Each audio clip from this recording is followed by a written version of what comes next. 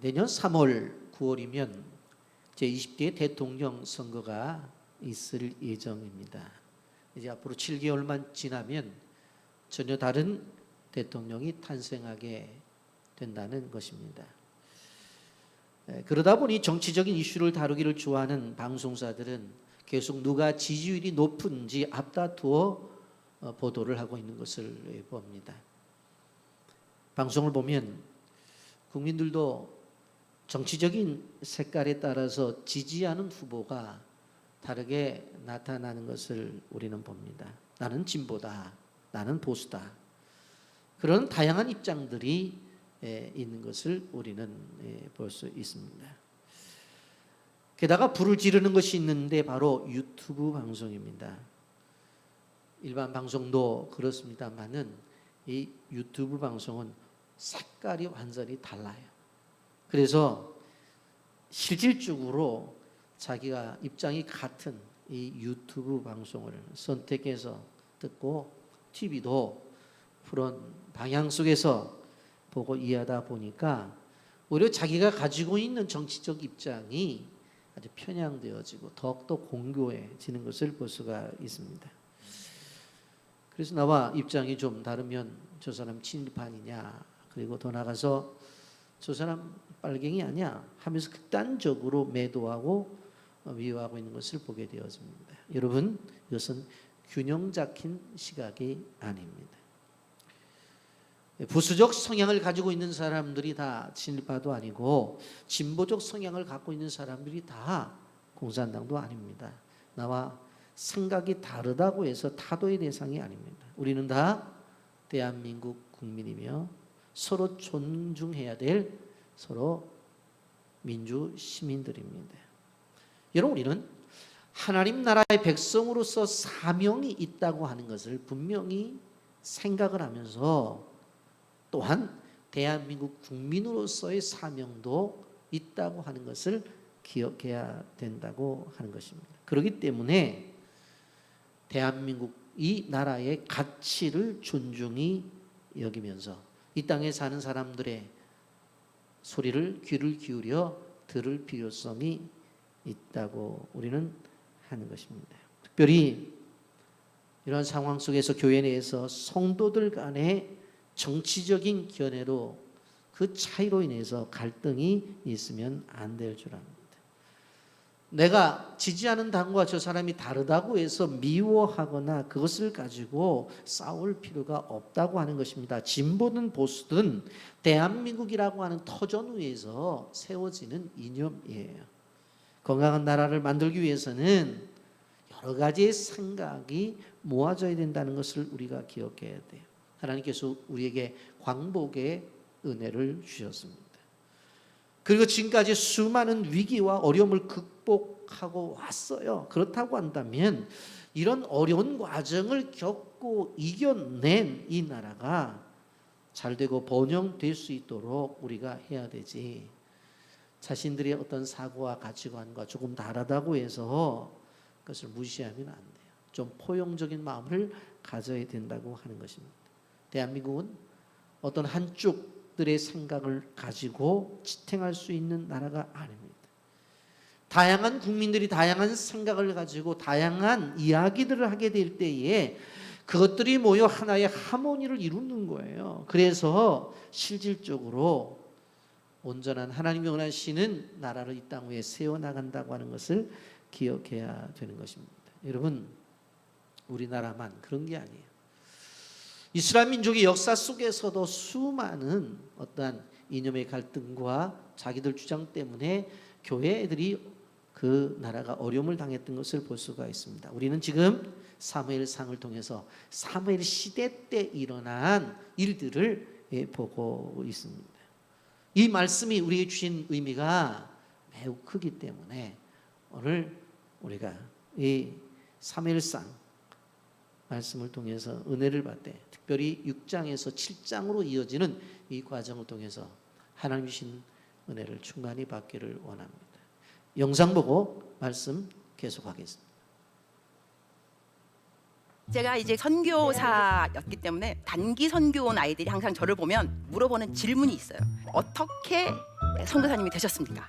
선교사 이러면 사람들이 보통 생각할 때 열정을 가지고 막 그냥 영혼에 대해서 막 전도를 하려고 그렇게 생각하기 쉬운데, 헌신할 때도 어디 부흥회 가가지고 쥐야 막 그렇게. 근데 이제 저 같은 경우는 그렇지가 않아요. 어떻게 제가 헌신을 했느냐? 저는 재미교포입니다. 고등학교 3학년 때 이민을 갔어요. 이민 가면 항상 교회를 가게 돼 있거든요. 외롭고 그러니까.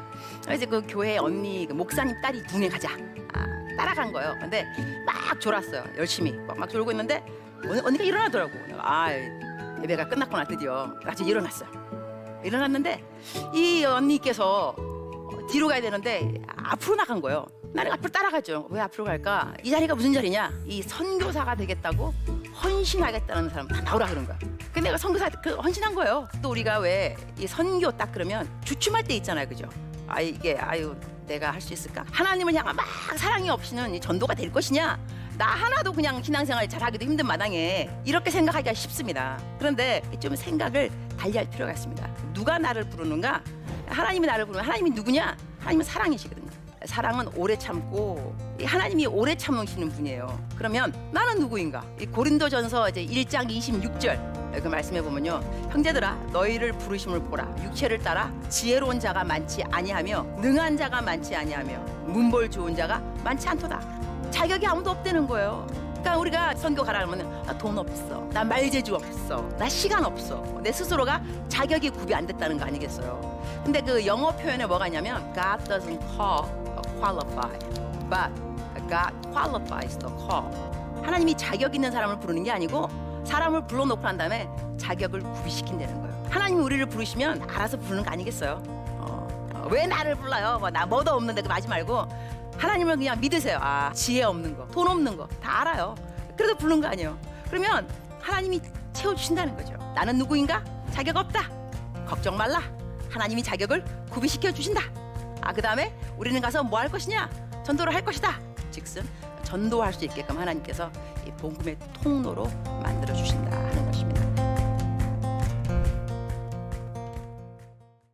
우리는 개인의 역사 속에서 하나님의 인도하심을 우리가 볼 수가 있었는데, 이제 오늘 우리는 본문을 보면서 이스라엘의 역사 속에서 하나님이 어떻게 개입하시고 어떻게 인도하시는지에 대한 말씀을 좀 볼 필요성이 있습니다. 우리는 첫째로 소경에게 길을 묻는 모습을 우리는 보게 되어집니다. 여러분, 이스라엘 백성들이 이제 이 언약궤를 블레셋에게 빼앗기죠. 근데 이 블레셋 사람들은 이 언약궤를 뺏어 가지고 자신들의 신인 아스토롯 다고 신전에 그것을 두게 되어져요. 근데 두고 이튿날 가서 보았더니 이게 엎어져 있는 거예요. 그래서 왜 이렇지 하고 사람들이 다시 그것을 제자리에 세워놓습니다. 근데 그 다음날 가봤더니 더 문제가 커졌어요. 손목이 다 잘라지고 목이 다 잘라져 가지고 몸뚱아리만 문지방에 내부러져 있는 거예요.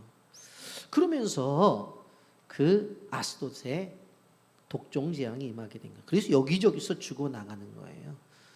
그래서 사람들이 어떻게 합니까? 이거 안 되겠다 해서 그 언약궤를 가드로 보냅니다만은 이 가드에서 또 어떤 일이 벌어져요? 거기에서도 독한 종기가 생기는 거예요. 그래서 그 사람들이 이 언약궤를 에그론으로 보냅니다만은 에그론 사람들이 이미 들었잖아요. 이거 아스돗에서 이런 일이 있었대. 가드 사람들도 이 언약궤가 오자마자 이 독종으로 인해서 죽었대. 들으니까 무슨 얘기를 했겠어요? 우리도 죽이려고 그래? 하면서 실질적으로 언약궤를 있는 곳으로 보내자. 그렇게 이야기가 되어져요. 여기까지가 우리가 5장의 내용입니다. 그런데 이제 결정을 한 거예요. 이 언약궤를 이제 있던 곳으로, 곧 이스라엘 땅으로 보내자 결정을 했는데, 그러면 어떻게 보내야 될 것인가 하는 문제가 생기는 거예요. 보내기로 결정이 어떻게 보내야 될 것인가. 여기서 첫 번째 이들의 잘못이 나오는 것이에요. 첫째, 물음의 잘못이에요. 여러분, 사무엘상 6장 1절 2절 보세요. 여호와의 교회가 블레셋 사람들이 지방에 있은 지 7달이라 블레셋 사람들이 제사장들과 복수자들을 불러 이르되 우리가 여호와의 교회를 어떻게 할까? 그것을 어떻게 그 있던 곳으로 보낼 것인지 우리에게 가르치라 그랬어요. 이 사람들이 뭐라고 말을 해요? 이 언약궤를 이스라엘의 신의 궤라고 말을 했어요. 그러면 이 언약궤를 옮기게 되어질 때에 누구에게 물어봐야 돼요? 이게 이스라엘 땅에 있었던 언약궤잖아요. 그걸 자기들이 뺏어왔잖아요. 그러면 이것을 이스라엘 사람들에게 묻든지 당시에 이스라엘의 어떤 지도자인 장로들에게 묻든지 더 나아가서 제사장들에게 물어야 되잖아요. 그런데 이 사람들이 이스라엘 사람들이나 그곳에 있는 어떤 장로들이나 그곳에 어떤 제사장들이 묻지를 않아요. 오늘 성경은 누구에게 묻느냐? 여기에 보면 블레셋 무당들과 블레셋 점쟁이들에게 물어요. 2절에 보면 블레셋 사람들이 제사장들과 복술자들을 불러 이르되 물어보잖아. 이거 어떻게 했으면 좋겠냐고.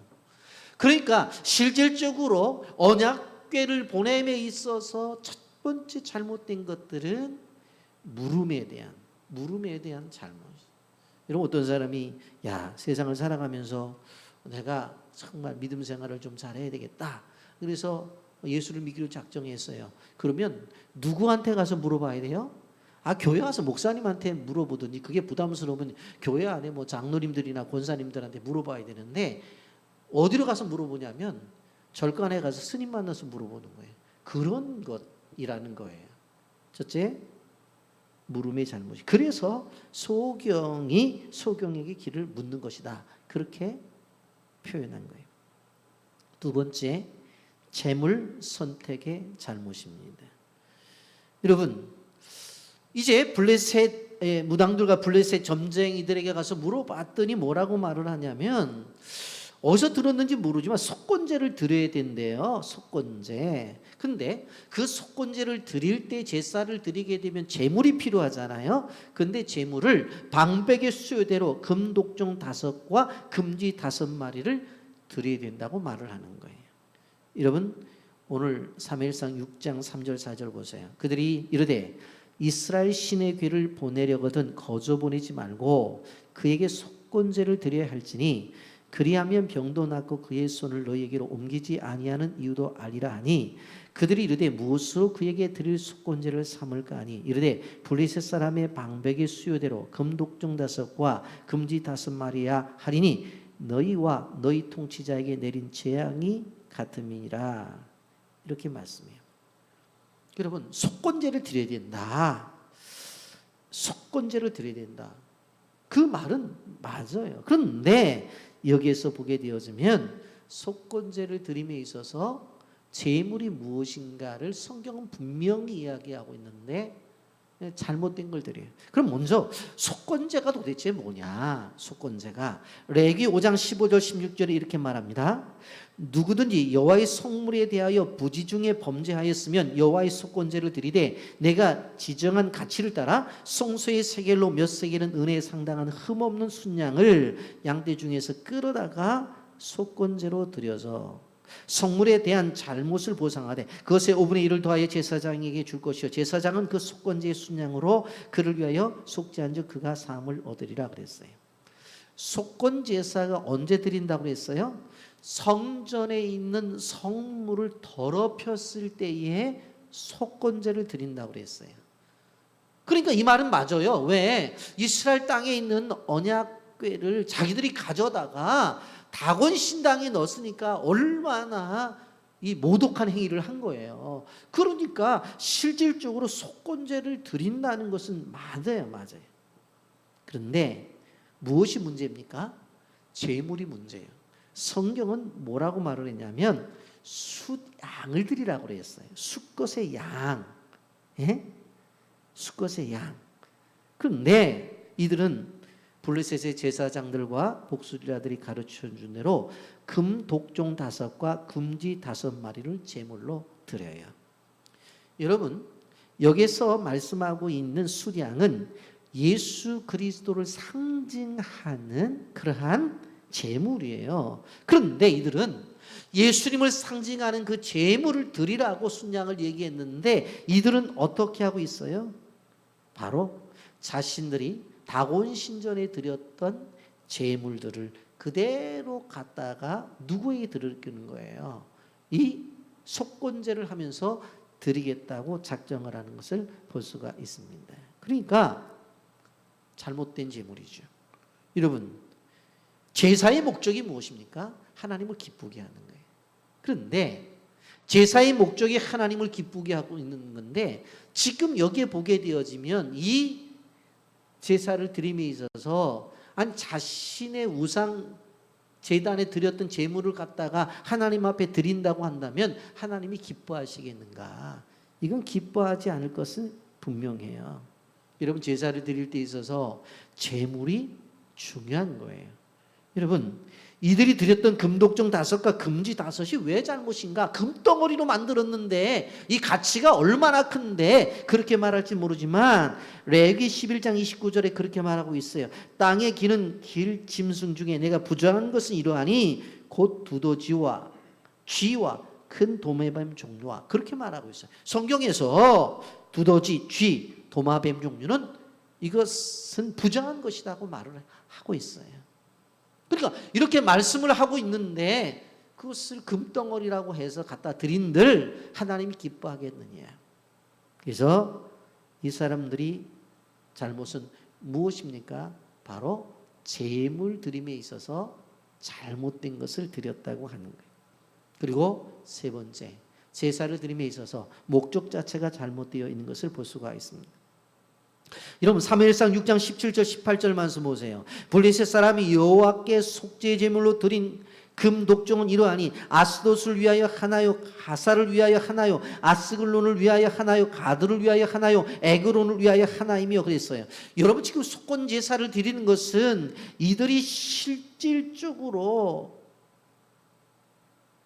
제사를 드리는 데 있어서 이 블레셋이라고 하고 있는 이 나라에 주요 중심 도시가 있어요. 그 5개의 도시가 있는데 그 5개 도시를 위해서 제사를 드린다고 하는 거예요. 아스도드를 위해서, 가사를 위해서, 아스글론을 위해서, 가드를 위해서, 에그론을 위해서. 여러분, 그리고 18절 보세요. 드린 바 금지들은 견고한 성읍에서부터 시골의 마을까지 그리고 사람들이 여호와의 궤를 큰 돌에 이르기까지 다소 방백들에게 속한 블레셋 사람들의 모든 성읍들의 수대로 하였더라. 그들은 베스메스 사람 여호수아의 밭에 오늘까지 있더라. 그렇게 말씀해요.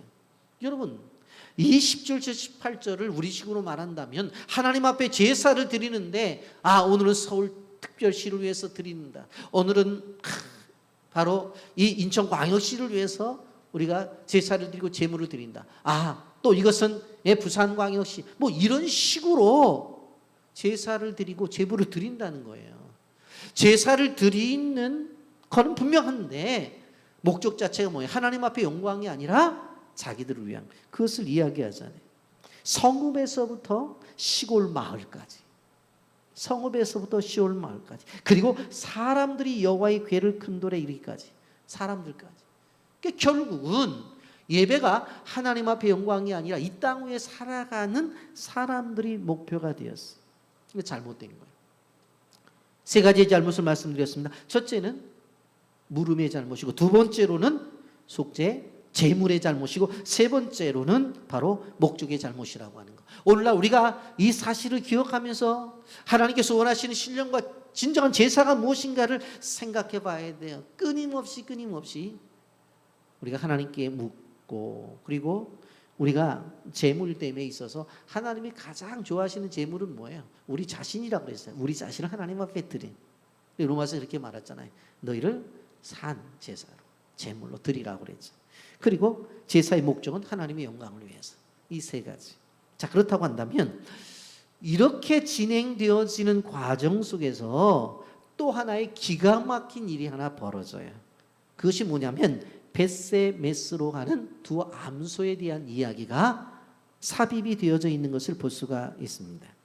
자, 이 언약궤를 이제 옮기는 방법에 있어서 그들은 생각했어요. 어떻게 했으면 좋을까? 그게 생각해낸 것이 뭐냐면은 바로 수레를 이용하게 되어지는데, 수레를 이용하게 되면 그것을 끌 소가 필요하잖아요. 그래서 멍에 메어 보지 않은 소고 아직 젖을 떼지 않은 소 2마리를 선택해요.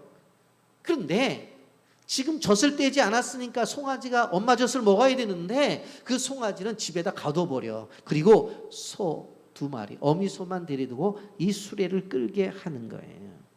그리고는 이 언약궤를 바로 이제 수레에 싣고 이스라엘로 돌려보낸 것입니다.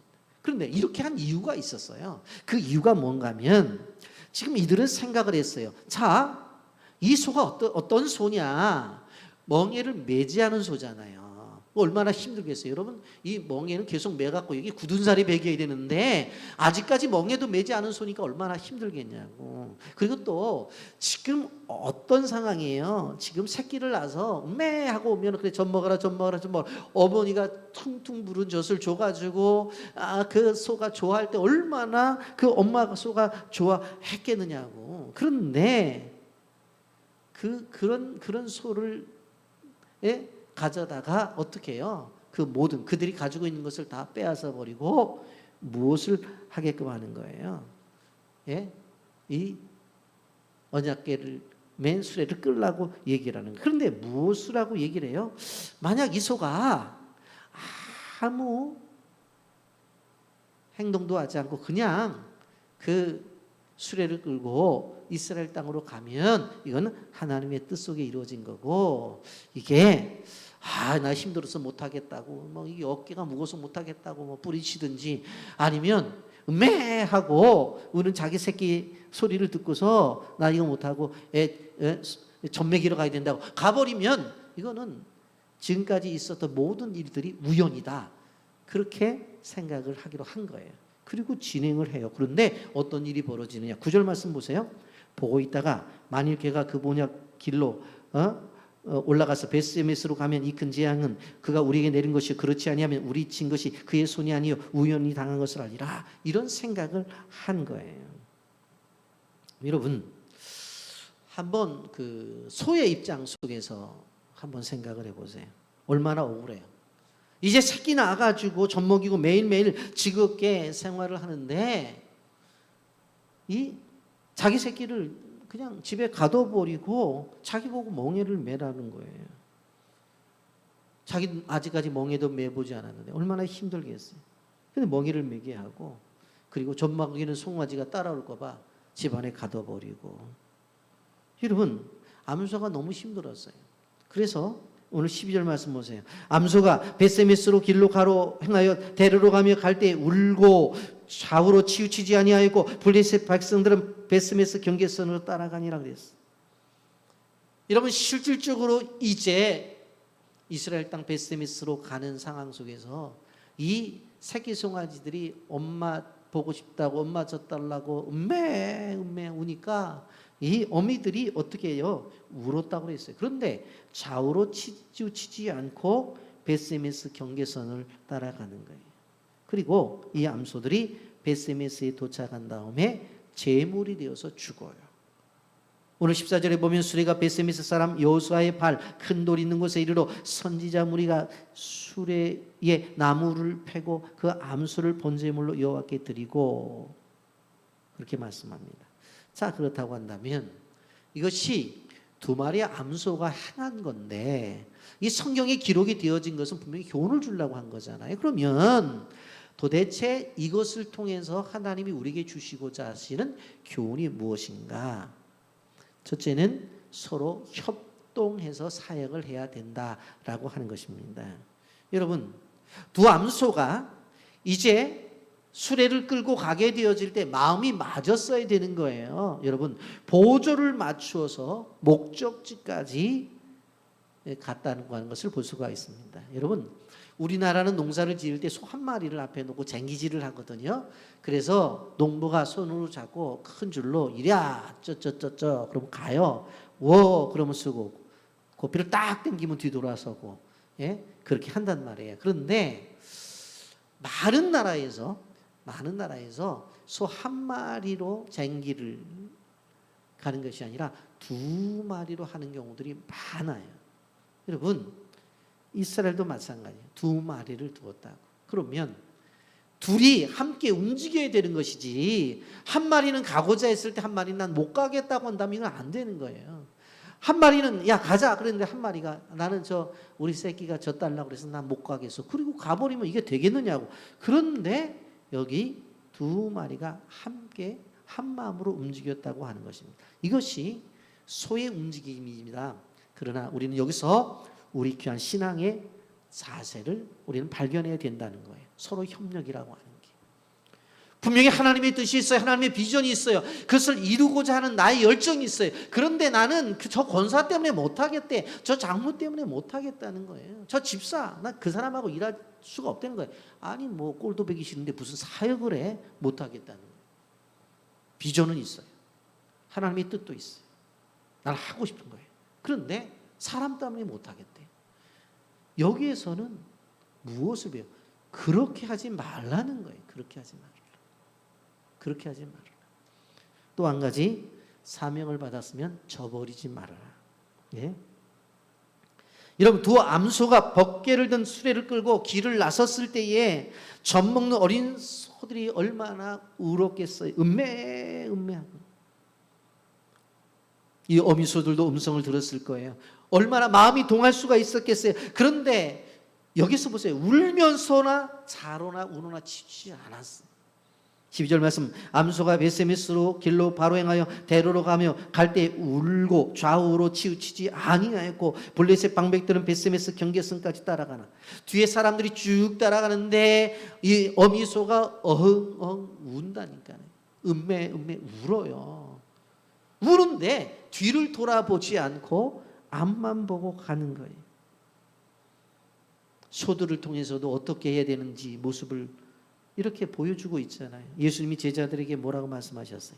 마태복음 10장 37절부터 39절 말씀에 보면 아버지나 어머니를 나보다 더 사랑하는 자는 내게 합당치 아니하고 아들이나 딸을 나보다 더 사랑하는 자도 내게 합당치 아니하며 또 자기를 십자가에 지고 나를 따르지 않는 자도 내게 합당치 아니하니라. 자기 목숨을 얻는 자는 잃을 것이요 나를 위해 자기 목숨을 잃는 자는 얻으리라 그랬어요. 사명자의 길이 이러한 길이라는 거예요.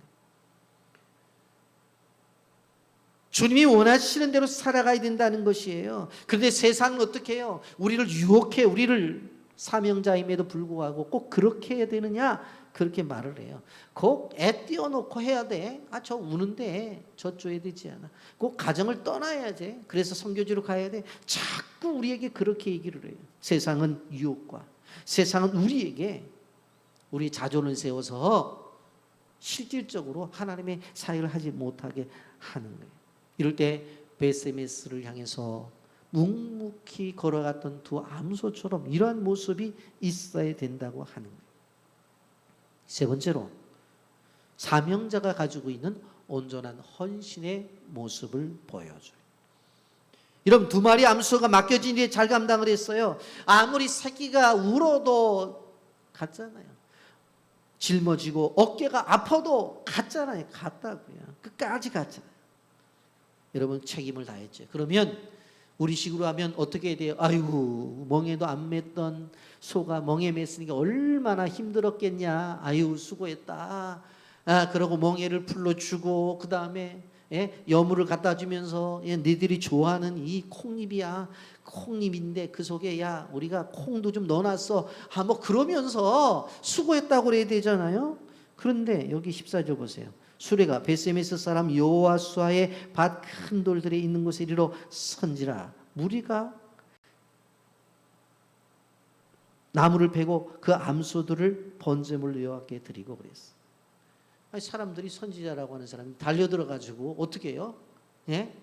그냥 소를 잡아 가지고 번제로 드렸어요. 번제는 뭐예요? 완전히 태워 가지고 연기는 하나님 올라가고 있는 건 죄밖에 없는 거예요. 그게 번제라고. 흔적이 없네, 흔적이. 이 사람, 이 소들이 수고한 게 어디 갔어요? 이 소들이 애쓴 게 어디 갔냐고. 이 소들이 헌신한 게 도대체 어디 갔느냐고. 여러분, 충분히 원망할 수 있잖아요. 우리가 이 정도 했는데, 우리가 주님의 나라를 위해서, 교회를 위해서, 하나님의 나라를 위해서 수고할 때 꼭 기억해야 되는 거예요. 뭘 받으려고 하면 안 나요. 이게 안 되면 또 원망해요. 나는 뭐 우리 교회는 뭘 해도 알아준다고. 애쓰면 누구라도 수고하는 것에 대해서 인정해 줘야 되는데 그런 모습이 없다고 자꾸 그래요.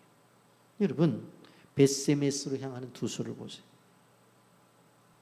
번제된 두 암소를 보라고요. 여러분, 헌신이 어떤 것인가를 보여주는 거잖아요. 우리가 정말 민물인 암소지만 우리는 우리의 옷깃을 여미고 이 암소의 죽어가는 모습을 좀 봐야 된다고 하는 겁니다. 여러분, 그렇기 때문에 헌신의 마지막이 뭔 줄 아세요? 헌신의 마지막은 자기가 없어지는 거예요. 우리는 무엇을 해서 자꾸 남기려고 그런 구조 속에 살아가다 보니까 헌신을 해도 내 이름이 남아져야지, 우리 가문이 남아져야지. 그런데 오늘 여기에 보면 헌신의 마지막은 희생이고, 더 나아가서 희생 이상으로 뭐예요? 자기의 존재가 없어지는 거예요. 번제로 드렸다니까요. 다 태워가지고 연기로 다 올라가고 있는 건 죄야. 그냥 훅 부르면 아무것도 흔적도 없어. 여러분, 고 이성복 목사님이 한국 교회가 존경하시는 분이잖아요. 일제강점기에 모든 신앙인의 중심에 서셨던 분이에요. 어느 날 목회를 하는데 어머니가 돌아가셨다고 그래서 이제 급하게 고향 땅에 내려갔어요. 그런데 만주에 부흥 집회가 준비되어 있어서 오래 있지는 못하고 하룻밤만 지나고서 이제 만주로 가는데, 집이 평양에 있으니까 애들이라도 좀 보고 갔으면 좋겠다. 그래서 잠깐 집에 들렸어요. 그리고서 사모님하고 아이들한테 너희들 잘 있지? 그러고서 이제 기차를 타고 만주로 가려고 나오는데 애들이 아빠 환송한다고 기찻길까지 평양역까지 나온 거예요. 나오는데 가만히 봤더니 자기 딸이지만 옷은 다 헤어졌지.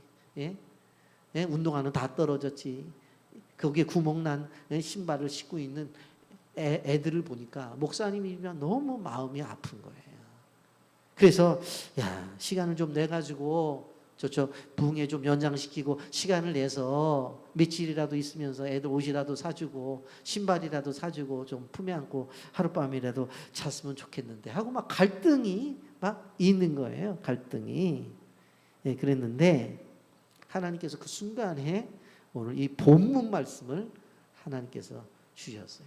그러면서 뭐라고 말하냐면, 새끼를 떼어놓고 복개를 메고 간 바로 베스메스의 암소를 생각해 봐라. 암소도 새끼 떼어놓고 갔는데 너는 새끼 때문에 뭐 있겠다고 저쪽에 말씀 드리려고 저렇게 만주에서 기다리고 있는 사람들이 있는데, 기차가 떠날 때까지 가라고 해도 들어가지 않고 아버지를 환송하고 있는 그 어린 딸들을 보면서 눈물을 흘리면서 자기가 만주로 갔다는 기록이 있습니다.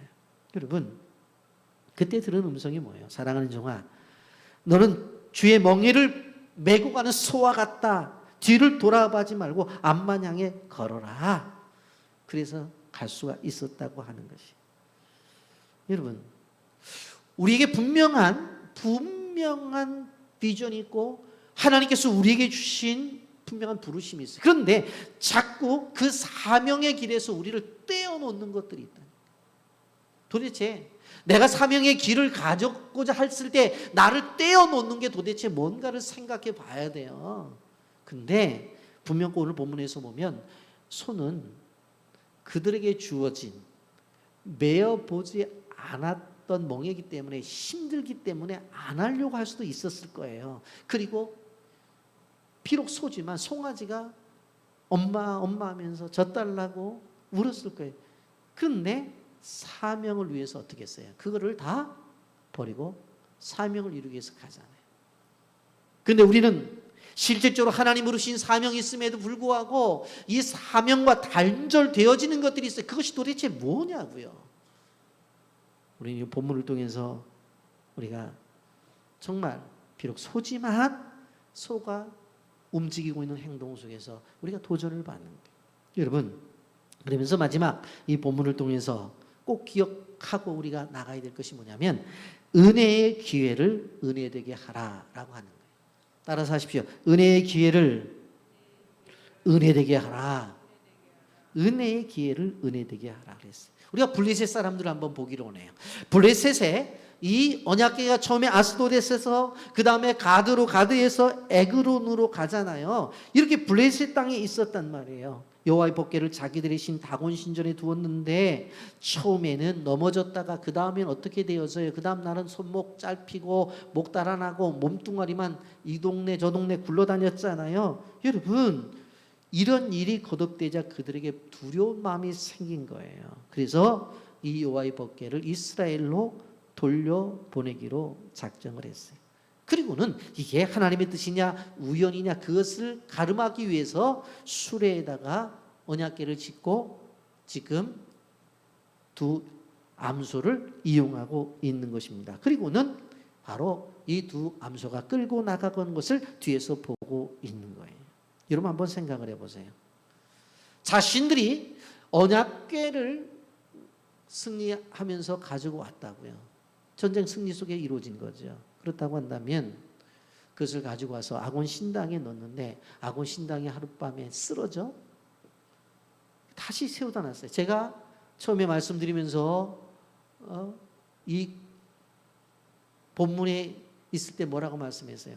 쓰러진 것을 사람이 세웠다고 하는 것은 생명력이 없는 거다. 자기가 못 일어나니까 사람이 갖다가 세운 거잖아요. 그리고 그 다음에 손목하고 그 다음에 목도 다 달아나가고 몸뚱어리만 문지방에 왔다 갔다 한다면 생명력이 없는 거잖아요. 그런 것을 목격했으면 무슨 생각을 했어야 돼요? 이야, 이게 진짜 살아계신 하나님이고 이 언약궤가 살아계신 하나님을 믿는 이스라엘 백성들을 믿는 정말로 참 신이구나. 그럼 지금 믿었던 것들 이게 다 필요 없어. 다 필요 없어. 왜? 일어나지도 못하는 신을 내가 왜 믿어? 아니 그 언약궤 상자 앞에서 목이 달아나고 손목이 달아나는 신을 우리가 왜 믿어? 그리고 회개하고 선을 바꿔야 되죠. 어디로? 하나님을 믿는 신앙으로 바꿔야 되잖아요. 그랬다고 한다면 블레셋에도 구원이 임했을 거예요. 하나님이 구원의 기회를 주신 거잖아요. 그런데 하나님이 은혜의 기회를 주신 거잖아요. 그런데 이것들을 어떻게 해요?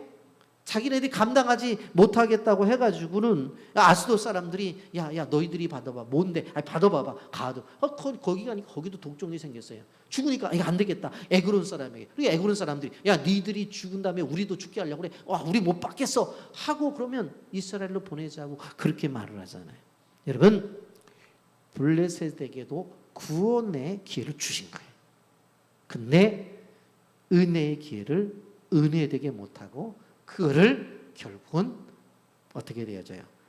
이스라엘로 가는 거예요. 자 그렇다면 그 다음에 벳세메스를 좀 생각해 보려고 생각해요. 여러분 여호와의 법궤는 이스라엘 백성들이 자존심이요 정체성이요 명예였어요. 그 하나님께서 허락하신 그 법궤 안에 말씀이 있고 그리고 광야 40년 동안 먹였던 만나하리와 아론의 싹난 지팡이 마른 막대기에서 싹이 나온 그 지팡이가 있는 것은 그들의 정체성이 그들의 존재 자체였거든요. 그런데 그것을 뺏겼는데 그게 되돌아오는 거예요. 그런데 어디로 되돌아오고 있어요? 벳세메스로 되돌아오고 있어요. 여러분 그런데 벳세메스는 여호수아 21장 13절부터 16절까지 보면 그 벳세메스 땅은 어느 땅이냐면 레위인들이 살도록 배정한 땅이에요. 그러니까 그 가운데 제사장들도 있고 그 가운데에 많은 레위인들이 살았어요. 그러면 빼앗겼던 언약궤가 돌아올 때 그 이스라엘 땅 가운데서 레위인들이 살고 있는 그 땅으로 왔다고 하는 것은 분명코 하나님의 뜻이 있고 그 속에 하나님의 손길이 있다고 하는 것은 분명한 거예요. 그런데 어떤 일이 벌어져요? 여러분 사무엘상 6장 19절 벳셋 사람들이 여호와의 궤를 들여다본 까닭에 그들을 치사 70명을 죽이신지라 여호와께서 백성을 쳐서 크게 사륙하였으므로 백성이 슬피 울었더라. 그런데 벳세메스로 들어왔을 때에 언약궤를 들여다봄으로 인해서 사람들이 죽어나가는 거예요.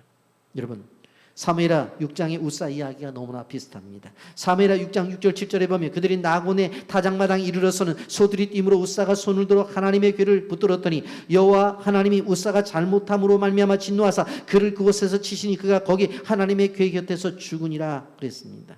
여러분, 사무엘하에 나타난 우사의 죽음이나 그러나 여기에 베세메스 사람들이 죽음이나 동일한 것은 무엇인가 하면 법계, 언약계를 불경건하게 다루었기 때문에 죽은 것인 것을 볼 수가 있어요. 여러분, 베세메스 사람들은 봐서 죽었고 그리고 우사는 만져서 죽었어요. 그럼 도대체 이게 본 게 뭐길래, 만진 게 뭐길래, 이것이 죄기 때문에 사실은 죽었겠죠. 죄기 때문에. 여러분, 민수기 4장 20절에는 여호와의 임재를 상징하는 언약궤를 함부로 대하지 말아라. 그럼 너희들이 죽는다 그랬어요. 이런 민수기 4장 20절 말씀에 보면 그들은 잠시라도 들어가서 성소를 보지 말라. 그들이 죽으니라 그렇게 말씀하고 있어요.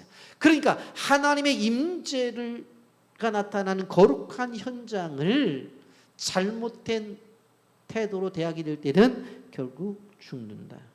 여러분, 그러면 실질적으로 여기서 한 가지 알 수 있는 것이 베세메스 사람들이 레위인이 중심으로 되어서 구성되어져 있는 지역이라고 한다면 이미 성경을 알았어야 되잖아요. 그러니까 성경 공부 안 했다니까요, 이 사람들이.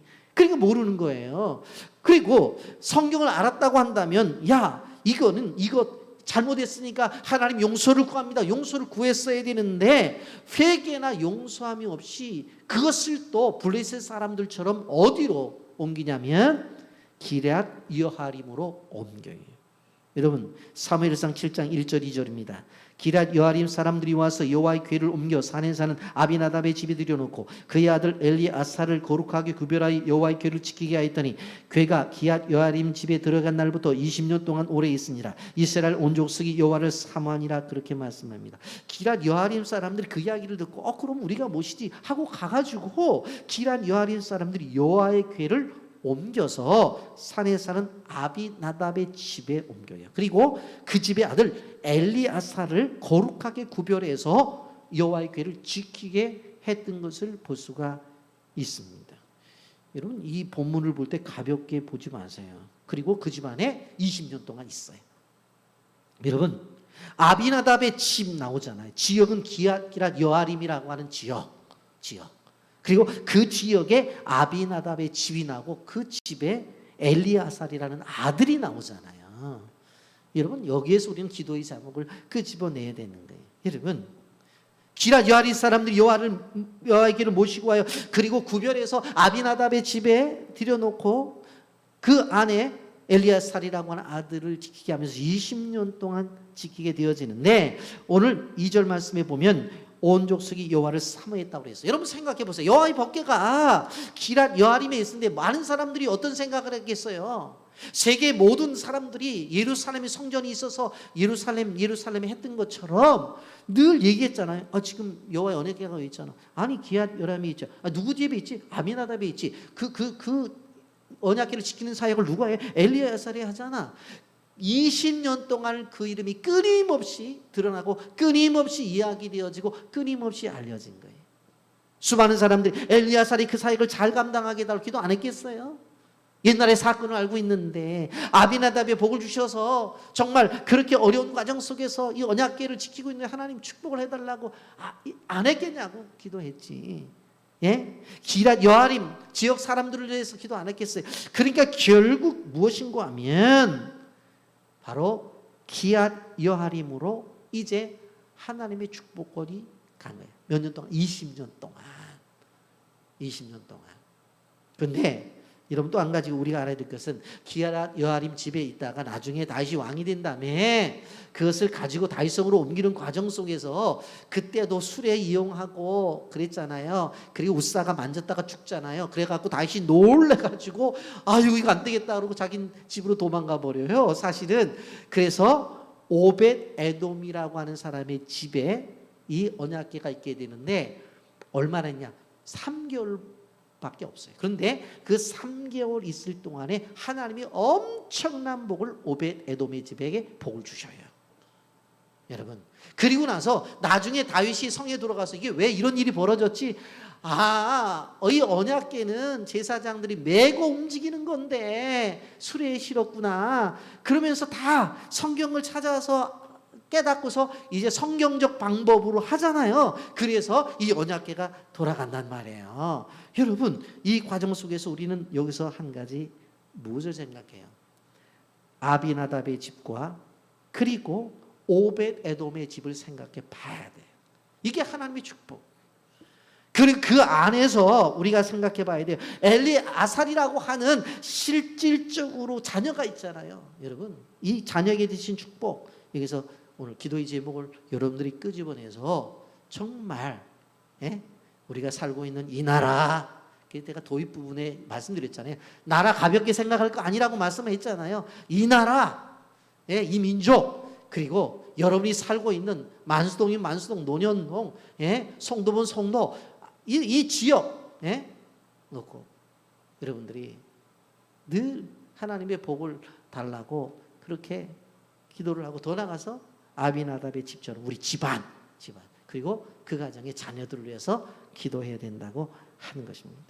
이 시대에 기랏 여아림의 사람과 같은 그런 사람이 필요하고 아비나답의 집안이 필요하고 엘르아살과 같은 사람이 필요하다는 것, 그런 축복이 있기를 예수님의 이름으로 축복합니다. 말씀을 정리합니다. 여러분, 웰치라고 하는 세계적인 유명한 포도 주스가 있습니다. 그것이 만들어지기 전까지는 숨겨진 이야기가 있는데, 웰치는 워낙 이 선교사가 되기로 서운을 한 사람이에요. 그런데 자기 아내가 몸이 약해요. 그래서 그가 기도하는 중에 그러면 나는 가는 선교사가 되려고 생각했는데 가는 선교사가 아니라 보내는 선교사가 되어야 되겠다. 그렇게 작정을 하고 그가 기도를 해요. 하나님, 그렇다고 한다면 내가 사업을 해서 돈을 많이 벌어서 많은 선교지에 도움을 주고 선교사를 도와주게 되는데 제가 무슨 사업을 할까요? 하나님이 아이디어를 주셨어요. 포도주가 있는데 포도 주스를 만들어 보라는 거예요. 알코올이 없는 그런 포도 음료를 만들어라는 거예요. 그래서 포도 음료를 만들었어요. 여러분, 우리나라에서도 유명한 포도 주스입니다. 여러분 마트에 가보면 꼭 한 번씩 사서 드세요. 왜 사서 드시라고 그런 줄 아세요? 이 사람은 자기 수입의 50%를 선교비로 내는 거예요. 대단한 사람이에요. 11조 개념이 아니에요. 딱 잘라서 반은 그다 하나님 앞에 바치는 사람.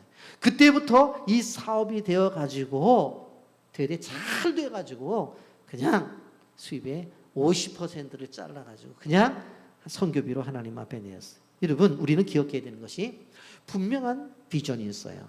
분명한 미션이 있다고. 그것을 이룸에 있어서 많은 환경들이 움직일 수가 있다고요. 그러면 그 속에서 우리는 어떻게 되어져야 돼요? 하나님이 주시는 기회라고 생각하고 축복을 끄집어내서 그 축복으로 만들어야 되는데, 여기 보세요. 블레셋에 있던 사람들 도시에서 도시로 움직이지만 다 축복을 놓치잖아요.